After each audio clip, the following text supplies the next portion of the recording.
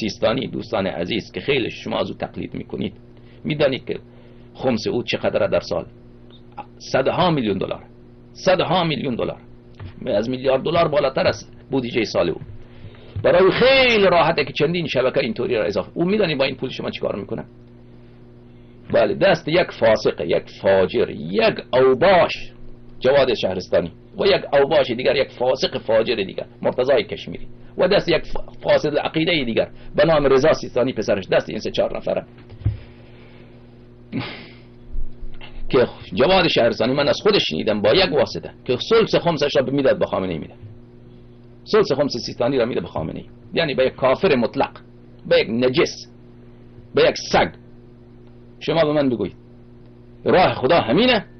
رضا امام زمان علیه السلام همینه که اون کسی که ما کفرش را ثابت کردیم شما بیا ثلث مال امام عصر علیه السلام را به او بده؟ شما شیعیان ساده که حجت خدا نائب خدا، نائب امام زمان علیه السلام به اون ندهیم مجزیه.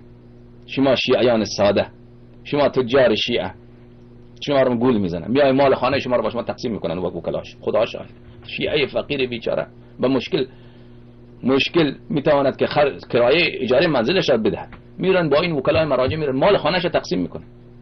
این بی شرما بی حیا، ثلث نصفش هم مال اون خود وکیله، به اون که نمیگه که ثلثش مال منه. ای خدای پاک به نام دین خدا، این فساق، این فجار، این ملاحده چه کارهایی که میکنن، چه کارهایی که میکنن.